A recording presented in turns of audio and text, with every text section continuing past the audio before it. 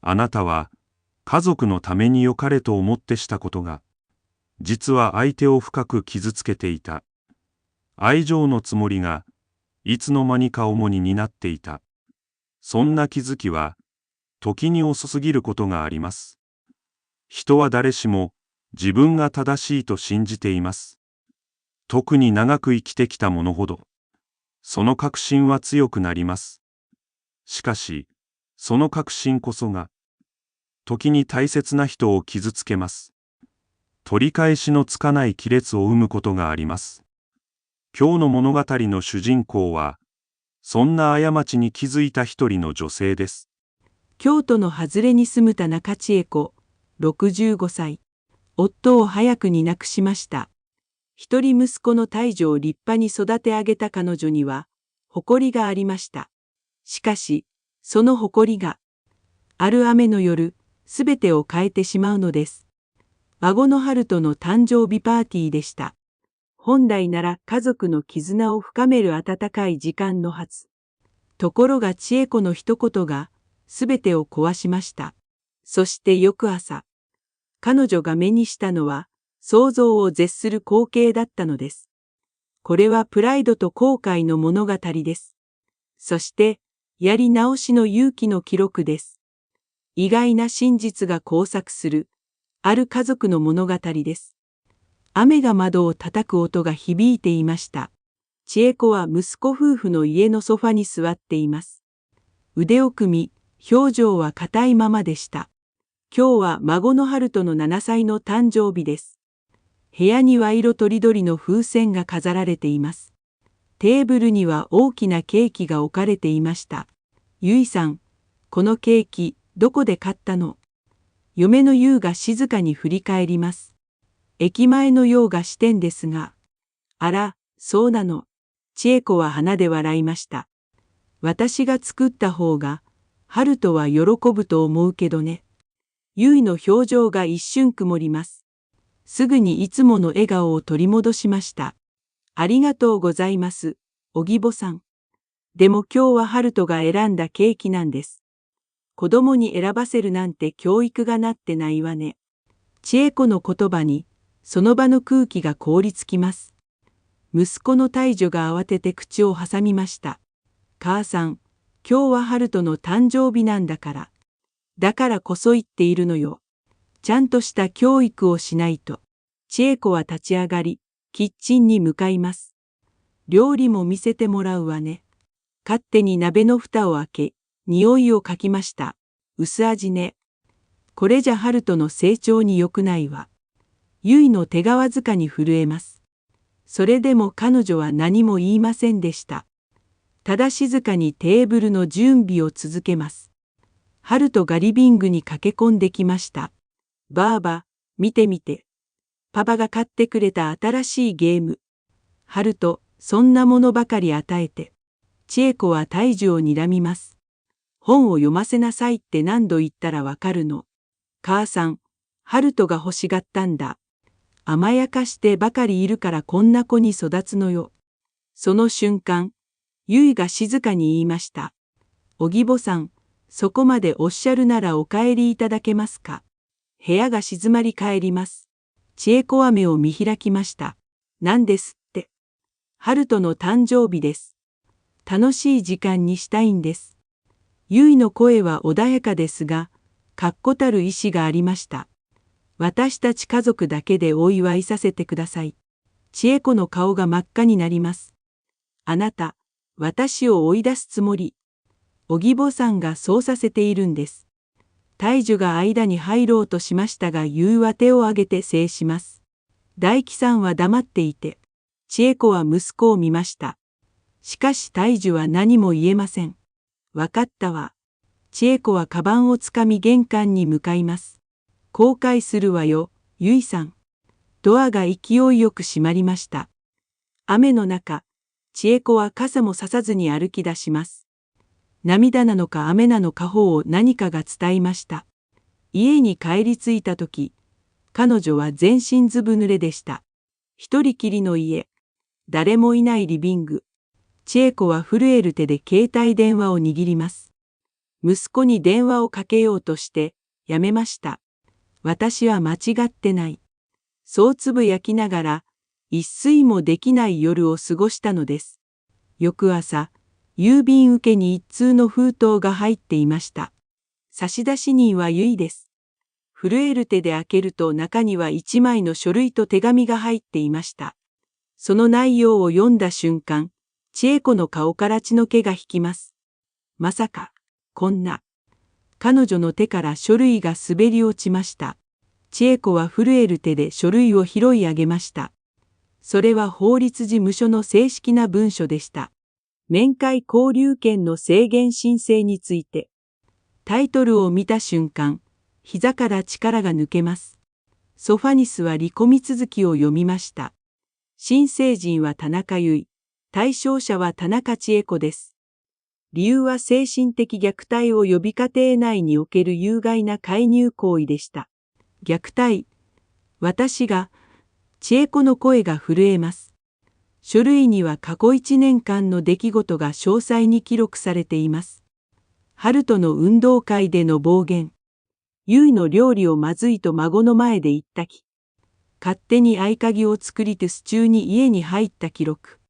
すべてが日付とともに記されています。こんなの、些細なことじゃない。しかし書類は容赦なく続きました。以上の行為により、孫である春との精神的発達に悪影響を及ぼす可能性がある。そのため面会交流を月1回、2時間以内に制限することを申請します。月に1回、2時間。それ以外は春とに会えないのです。千恵子の目から涙があふれました。そんな。春とは私の生きがいなのに。手紙を開きます。ゆいの丁寧な文字が並んでいました。お義母さんへ。この手紙を読む頃きっとお怒りのことと思います。しかし私はもう黙っていることができませんでした。昨夜のことは最後の一戦でした。春との誕生日という大切な日にあのような言葉を浴びせられ私も限界に達しました。お義母さんは気づいていないかもしれませんが春とはお義母さんを怖がっています。先月、春とは私にこう言いました。ばあばが来ると、ママが悲しそうな顔をする。僕、ばあばが来るの、ちょっと嫌だ。子供の口からそんな言葉が出ることがどれほど悲しいか想像できますか。千恵子は手紙を握りしめました。春とが、そんなことを、続きを読みます。私は弁護士です。結婚前、大手法律事務所で家族法を専門にしていました。お義母さんには一度も話しませんでしたが、私が担当した案件の多くは家庭内のトラブルでした。だからこそ法的手段に訴えることが、どれほど辛いか、よく知っています。しかし春人を守るためなら私は何でもします。この書類はまだ提出していません。お義母さんに最後のチャンスを差し上げたいのです。千恵子の手が止まります。最後のチャンス。明日午前10時に、駅前の喫茶店ブルームーンでお待ちしています。お義母さんが来てくださるならこの書類のことは忘れます。しかしもし来られないのであれば再び同じ行動を繰り返されるなら私は法的措置を取ります。選択はお義母さんに委ねます。田中由衣。手紙はそこで終わっていました。千恵子は呆然と壁の時計を見ます。今朝の7時。あと3時間しかありません。なぜ、こんなことに。彼女は自分の行動を振り返ろうとしました。しかし心のどこかでまだ認めたくない自分がいます。私は孫のためを思って。その時、携帯電話が鳴りました。知らない番号です。恐る恐る出ると低い男の声が聞こえました。田中千恵子様ですね。はい。どちら様ですか。由衣さんの知人です。少しお話があります。千恵子の背筋に冷たいものが走ります。由衣も、知人。由衣さんは昔、私たちの組織で法律顧問をしていました。組織。察しが悪いですね。マー教の午前10時ちゃんと現れることをお勧めします。あなた、誰なの？私の名前は重要ではありません。ただゆいさんを怒らせない方がいいと忠告しているだけです。電話は切れました。千恵子は震えながら床に座り込みます。ヤクザ、ゆいが、すべてが信じられませんでした。あの控えめでいつも笑顔の嫁が、法律事務所どころかヤクザとつながりがあったのでしょうか。いや、違う。脅しかもしれない。しかし書類の完璧さ手紙の冷静な文面。すべてが結の本気を物語っています。千恵子は窓の外を見ました。雨は上がり灰色の空が広がっています。私は、どうすれば。時計の針は容赦なく進んでいきます。午前9時45分。千恵子は喫茶店ブルームーンの前に立っていました。手には何度も読み返した手紙が握られています。深呼吸をしてドアを開けました。店内は静かで客はまばらです。奥の席にゆいが座っていました。いつもの控えめな雰囲気ではありません。髪を後ろできっちりまとめ黒いスーツを着ています。その隣には見知らぬ男性が2人。1人は50代の精悍な顔立ち。もう1人は30代の鋭い目をした男です。千恵子の足が震えました。荻保さん、来てくださったんですね。優が立ち上がり軽く頭を下げます。どうぞ、座ってください。千恵子は恐る恐る優の向かいに座りました。この方たちは、ご紹介します。こちらは浅野さん。私の元上司です。50代の男性が名刺を差し出しました。浅野法律事務所、代表弁護士の浅野と申します。千恵子は名刺を受け取り目を見開きます。弁護士。そしてこちらは山田藩。私が以前担当した案件の依頼人でした。30代の男性が軽く会釈します。元組員、現在は更生施設の運営をしています。暴力団、千恵子の声が裏返りました。ゆいは静かにコーヒーカップを手に取ります。驚かれるのも無理はありません。あの電話は、山田さんです。荻保さんを脅すつもりはなかったのですが、確実に来ていただきたかったので、朝の弁護士が口を開きました。田中様、私から説明させていただきます。彼はタブレットを取り出し画面を千恵子に向けます。こちらをご覧ください。そこには過去1年間の記録が映像とともに保存されていました。千恵子がゆいの家に勝手に入る姿。春人の前でゆいを批判する音声。すべてが克明に記録されています。これは、いつから？半年前からです。ゆいが答えました。私は最初、荻保さんを信じていました。でもあまりにも度を越した行動が続いたので朝野先生に相談しました。朝野弁護士が続けます。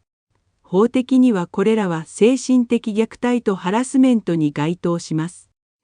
特に合鍵を無断で作成記す宅に侵入した件は住居侵入罪の可能性もあります。千恵子の顔が青ざめます。そんな、大げさな。大げさではありません。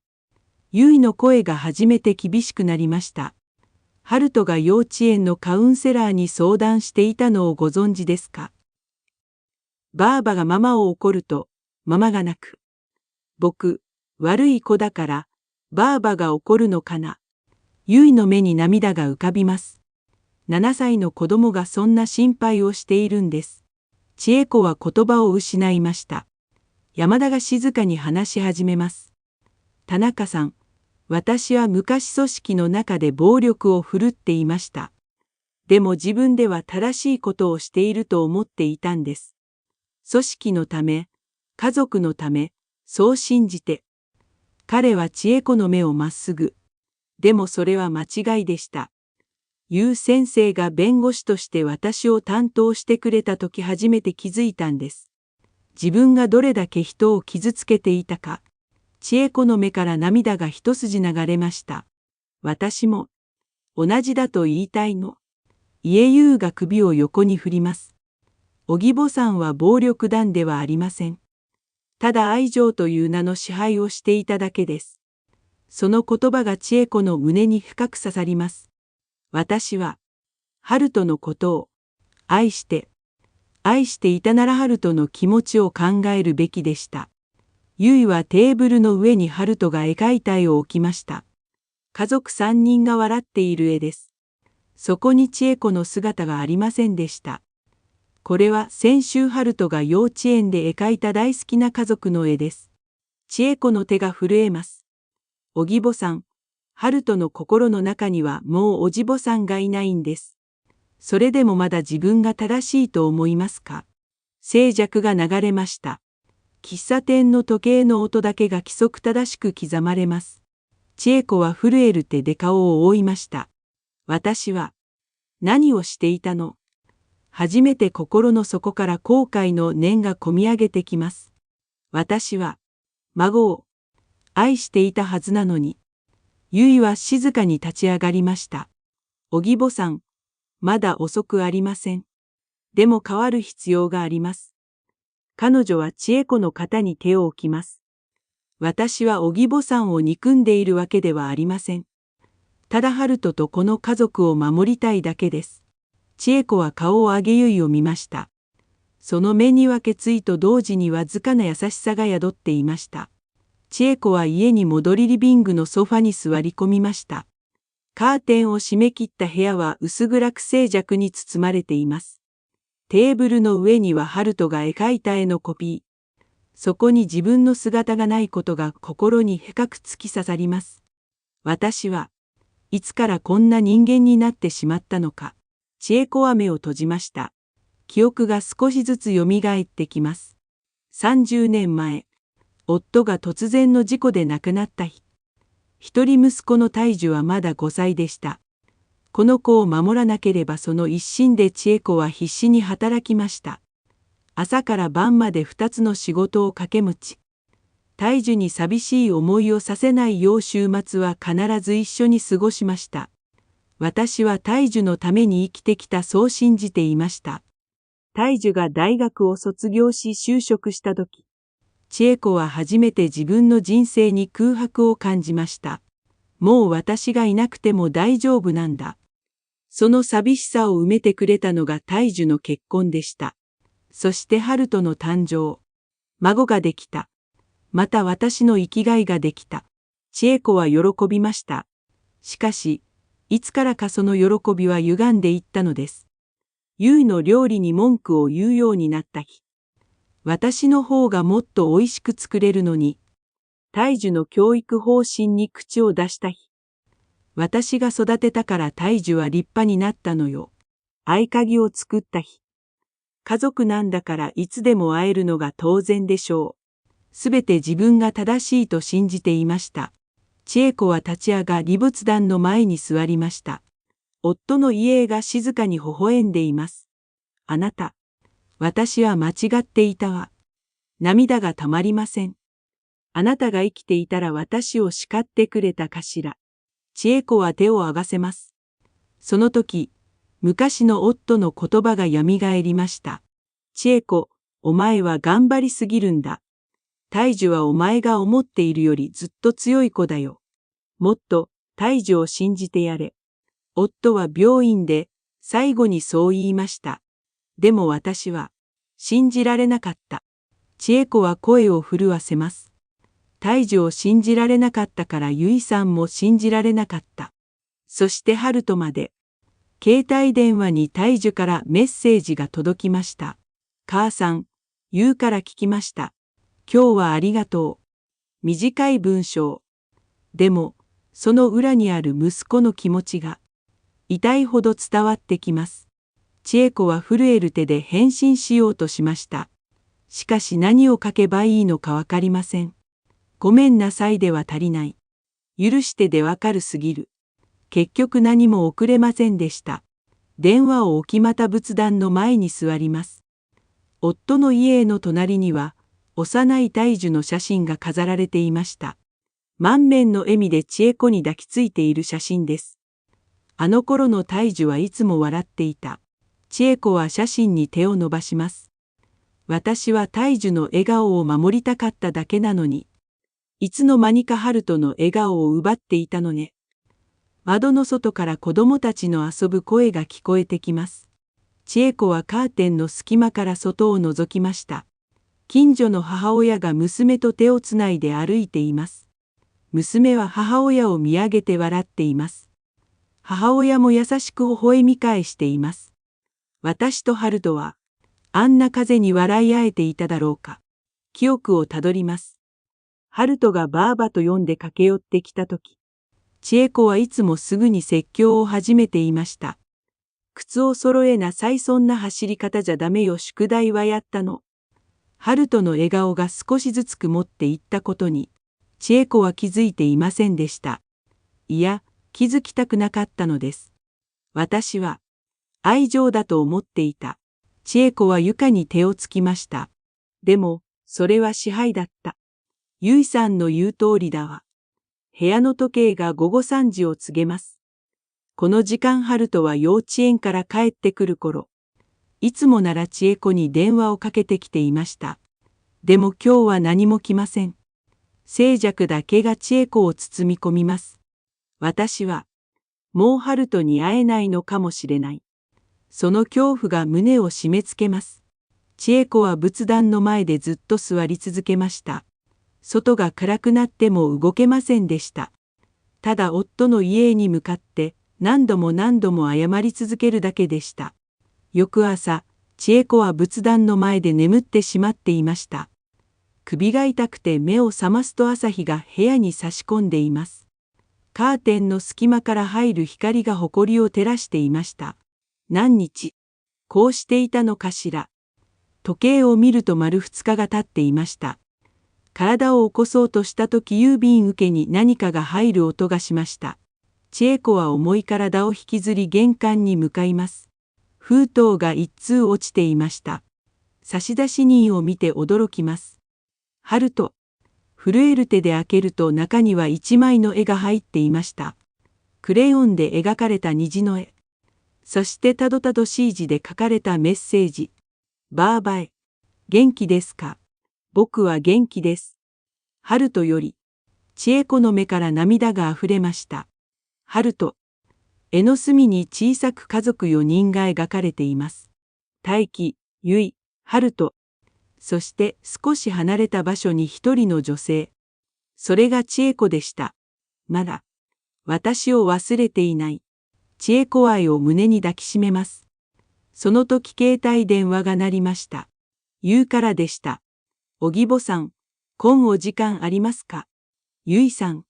千恵子の声は枯れていました。春人がどうしても送りたいと言ったんです。あの絵を。ありがとう。ございます。ゆいは少し沈黙してから続けました。おぎぼさん、春人があの絵を描いたとき私に聞いたんです。ばあばは、どうして怒ってばかりいるの？千恵子は何も言えませんでした。私、答えられなかったんです。ゆいの声も震えています。でも春人は続けました。ばあばも、ママみたいに笑ってくれたらいいのにな。千恵子は電話を握りしめます。涙で声が出ません。おぎぼさん、もし本気で変わりたいと思うなら、ゆいが静かに言いました。お手伝いします。朝の先生がカウンセリングを紹介してくださいました。家族関係の専門家です。もちろん強制ではありません。でもおぎぼさんが本当に春人との関係を取り戻したいなら、千恵子は深呼吸をしました。行きます、何でもします。春人に、もう一度笑ってもらいたいんです。電話の向こうでゆいが安堵のため息をつく音が聞こえました。ありがとうございます、おぎぼさん。来週の火曜日午後2時でいかがですか？はい、必ず行きます。電話を切った後千恵子は鏡を見ました。憔悴しきった自分の顔があります。まず、ちゃんとしなきゃ。千恵子はシャワーを浴び久しぶりに化粧をしました。そしてずっとできなかった掃除を始めます。窓を開けると春の風が部屋に入ってきました。埃っぽかった部屋が少しずつ明るくなっていきます。掃除をしながら千恵子は春人の絵を何度も見ました。変わらなきゃ今度こそ本当に変わるんだ。その日の午後千恵子は近所の書店に行きました。子育てのコーナーで立ち止まります。そこには孫育てに関する本が並んでいました。一冊種に取りページをめくります。過干渉は愛情ではなく支配である。その一文が目に飛び込んできました。千恵子はその本を開花に帰りました。夜、一人で本を読み進めます。そこには自分がしてきたことすべてが書かれていました。良かれと思ってしたことが子供を苦しめる。世代間の価値観の違いを認めることの大切さ。孫の親を尊重することが孫を愛することになる。一つ一つの言葉が千恵子の心に響きます。ページの端に付箋を貼りながら読み続けました。気づけば夜中の2時になっていました。千恵子は本を閉じ春人の絵をもう一度見ます。春人、待っていてね。ばあばは今度こそちゃんとしたおばあちゃんになるから。その夜千恵子は久しぶりに穏やかな眠りにつきました。夢の中で春人が笑っていました。千恵子も一緒に笑っている夢。それはまだ実現していない未来の光景でした。でももう手の届かない幻ではなくなっていました。朝、目覚めた時千恵子の目には決意が宿っていました。カレンダーに火曜日のカウンセリングの日付を赤丸で囲みます。ここから始めよう。窓の外では桜のつぼみが膨らみ始めていました。火曜日、午後2時。千恵子は朝の法律事務所の一室に座っていました。向かいには60代の女性カウンセラー北川先生。田中様、リラックスしてください。北川先生を優しい声が緊張をほぐします。今日はご自身の気持ちを正直にお話しいただければ。千恵子は深呼吸をしました。私は、孫を愛していました今も、愛しています。でもその致し方が、間違っていたんです。1時間かけて千恵子はすべてを話しました。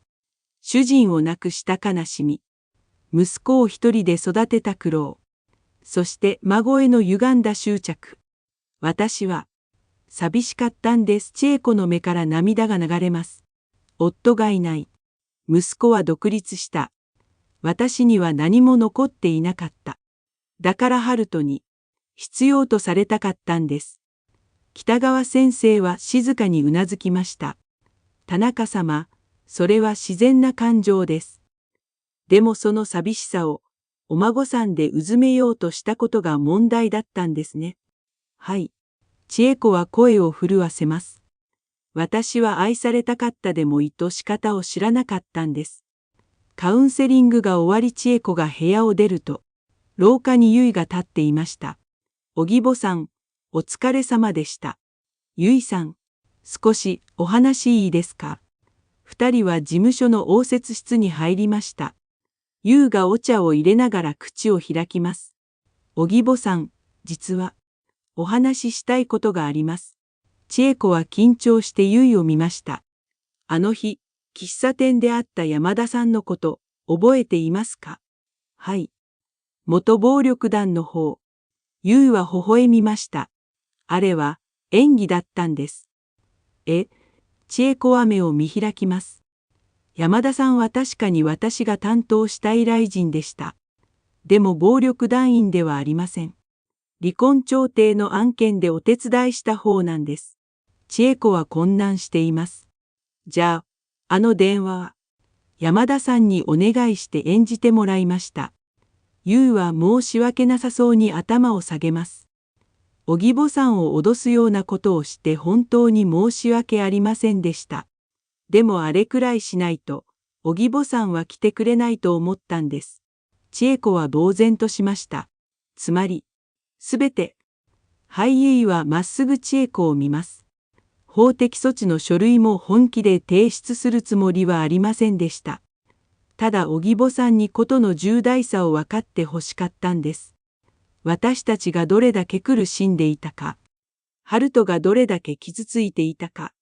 千恵子の目からまた涙があふれます。なぜ、そこまで。ゆうは千恵子の手を取りました。荻母さんを家族から切り離したくなかったからです。大樹さんは荻母さんのことを本当に大切に思っています。ハルトも、ばあばが大好きなんです。ただいまの荻母さんとは一緒にいられなかった。ゆいの目にも涙が浮かんでいます。だから変わってほしかった。本当の荻母さんに戻ってほしかったんです。千恵子はゆいの手を握り返しました。ゆいさん、私は、荻母さん、朝の先生が言っていました。ゆうは微笑みます。人はいくつになっても変われるって。荻母さんは今、変わろうとしています。それが何より大切なことなんです。その時ドアがノックされました。朝の弁護士が入ってきます。田中様、北川先生から報告を受けました。素晴らしい一歩を踏み出されましたね。彼は千恵子に一枚の紙を渡しました。これは今後のカウンセリング計画です。月に2回、3ヶ月間続けていただきたいと思います。千恵子はその紙を受け取りしっかりとうなずきました。必ず、通います。私は、本当に変わりたいんです。朝の弁護士は満足そうに微笑みました。それからもう一つ。彼はタブレットを取り出し動画を再生します。そこにはハルトが映っていました。ばあば、元気ですか？ハルトの声に千恵子の心臓が高鳴ります。僕、ばあばとまた遊びたいです。でも今度は怒らないでね。僕とママとパパとみんなで笑いたいです。動画が終わりました。千恵子は顔を覆って泣きました。ハルト、ありがとう。ゆうが千恵子の背中を優しく撫でます。荻母さん、一緒に頑張りましょう。家族として、千恵子は顔を上げゆいを見ました。そして初めて心から言いました。ゆいさん、本当にありがとう。そして、ごめんなさい。二人は静かに抱き合いました。窓の外では春の日差しが優しく降り注いでいます。3ヶ月が過ぎました。千恵子は週に2回のカウンセリングを一度も休みませんでした。北川先生との対話を通じて少しずつ自分を見つめ直していきます。人を変えようとするのではなく、まず自分が変わる。その言葉を毎日手帳に書き写しました。そして共有から電話がありました。荻母さん、明日、家に来ませんか？千恵子の心臓が高鳴ります。ハルトに、会えるんですか？はい。ハルトが会いたいと言っています。電話を切った後千恵子は何度も深呼吸をしました。緊張する。翌日、千恵子は何度も服を着替えました。派手すぎず地味すぎず。鏡の前で笑顔の練習をします。笑顔、笑顔。手にはハルトへの小さなプレゼント。本屋で見つけた恐竜の図鑑です。これならハルト喜んでくれるかな。午後3時、千恵子は息子夫婦の家の前に立ちました。インターホンを押す手が震えます。はいゆいの声が聞こえました。ゆいさん、千恵子です。どうぞお入りください。ドアが開きます。玄関に入るとリビングから声が聞こえました。ばあば、ハルトが駆け出してきます。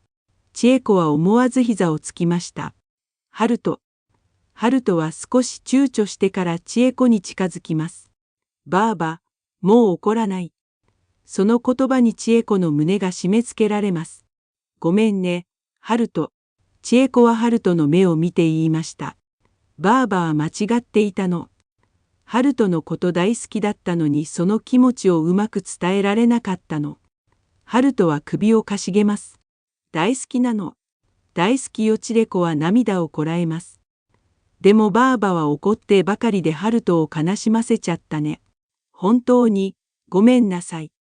ハルトはしばらく考えてから言いました。ばあば、僕もごめんなさい。僕、ばあばのこと怖いって思っちゃった。でも、ママが言ったの。ハルトはゆいを見上げます。ばあばは寂しかったんだって。だから優しくしてあげてって。千恵子はゆいを見ました。ゆいは優しく微笑んでいます。春とよく覚えていたね。大樹が後ろから現れました。母さん、おかえり。大樹。千恵子は立ち上がり息子を抱きしめました。ごめんね、本当にごめんね。いいんだよ、母さん。大樹も母を抱きしめます。母さんが変わろうとしてくれて嬉しいんだ。春人が千恵子の服を引っ張ります。ばあば、一緒に遊ぼう。千恵子は涙を拭いて笑顔を作りました。何して遊ぐ？恐竜。僕、恐竜大好き。千恵子は持ってきた袋を差し出します。実はね、ばあばも恐竜好きなの。春人が袋を開けると目を輝かせました。わー、恐竜の本。ありがとう、ばあば。春人が千恵子に抱きつきます。そのぬくもりに千恵子の目から涙があふれました。春人、ありがとう。リビングで4人は床に座り図鑑を広げました。春人が一生懸命恐竜の名前を読み上げます。これは、ティラノサウルス。すごいね。ちゃんと読めるんだ。千恵子は心から驚きました。幼稚園で習ったの。偉いね、春人。その言葉に春人が満面の笑みを浮かべます。千恵子は気づきました。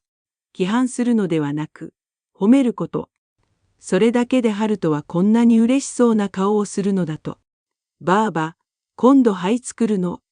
春人の質問に千恵子はゆいを見ました。また来てもいい。もちろんです。ゆいが微笑みます。でも今度は事前に連絡してくださいね。必ず、そうします。千恵子は深く頭を下げました。本当に、ありがとう。夕方、帰る時間になりました。玄関で春人が千恵子の手を握ります。ばあば、また遊ぼうね。また来るね。千恵子は春人の頭を優しく撫でました。今度は春人の好きな遊びをしようね。約束だよ。家を出た千恵子は何度も振り返りました。春人が窓から手を振っています。千恵子を大きく手を振り返しました。帰り道、夕日が街を黄金色に染めています。千恵子の心は温かな光で満たされていました。私は、やり直せたんだ。涙が頬を伝います。でもそれは悲しみの涙ではありませんでした。半年が経ちました。千恵子は今では月に2回、息子の家を訪れています。でも以前とは違います。必ず事前に連絡を入れゆいの都合を確認してから、そして滞在時間も長くても2時間まで。北川先生から学んだ境界線をしっかり守っています。今日は日曜日の午後、千恵子は春人と公園に来ていました。ゆうも一緒です。ばあば、見てみて。春人がブランコに乗りながら叫びます。すごい。上手になったね。千恵子は笑顔で手を振ります。以前なら危ないからやめなさいと言っていたでしょう。でも今は春人の笑顔を見守ることができます。ベンチに座りゆいとお茶を飲みます。おぎぼさん、最近、元気そうですね。カウンセリングのおかげよ。千恵子は微笑みました。それに、ゆいさんのおかげ私、本当にありがたいと思っているの。ゆうも微笑みます。おぎぼさんが変わろうとしてくれたから今があるんです。でもね。千恵子は春人を見つめます。時々、怖くなるの。また、あの時の自分に戻ってしまうんじゃないかって。ゆうは千恵子の手を握りました。大丈夫です。もし、そうなりそうになったら私が言います。おぎぼさんなら、ちゃんと気づけるはずです。千恵子はゆいの手を握り返します。ありがとう、ゆいさん。本当に、あなたは強い人ね。強くなんかないです。ゆいは首を横に振ります。私も、たくさん悩みました。おぎぼさんを傷つけてしまうんじゃないかって。でも大樹さんが言ってくれたんです。本当に大切な人だから、厳しいことも言えるんだって。千恵子の目に涙が浮かびます。大樹は優しい子に育ったわね。お義母さんが立派に育てられたんです。ゆいの言葉に千恵子は微笑みました。いいえ、大樹が強い子だっただけよ。私はただ必死だっただけ。でも必死すぎて周りが見えなくなっていたの。春人が駆け寄ってきました。ばあば、ママ、お腹すいた。じゃあ、お家に帰りましょうか。千恵子が立ち上がります。ばあばも一緒にご飯食べる。春人が千恵子の手を握ります。今日は帰るね。千恵子は春人の頭を撫でました。また来週、遊ぼうね。もう帰っちゃうの。春人が残念そうな顔をします。その顔を見て千恵子は少し迷いました。でもすぐに思い直します。だからこそまた次が楽しみでしょう。春人は考えてからうなずきました。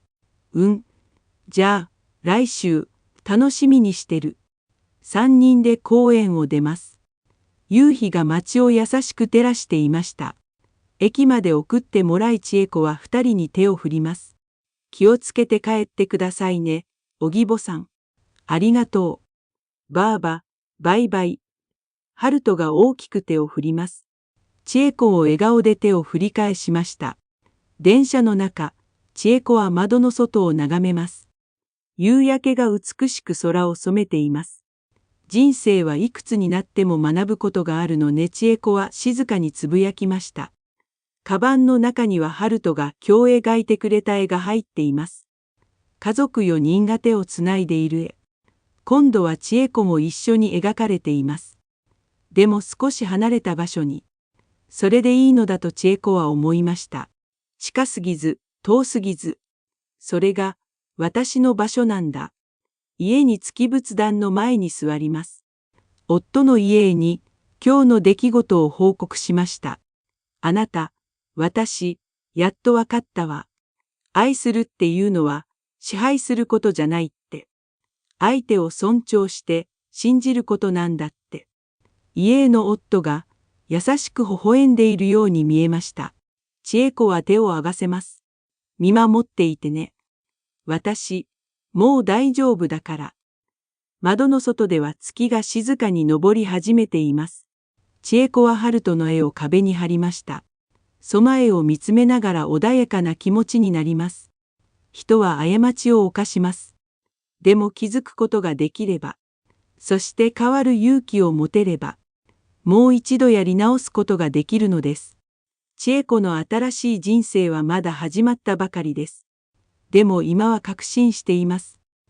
これからは本当の意味で家族を愛することができると。静かな夜に千恵子は深く息をつきました。心は温かな光に満たされていました。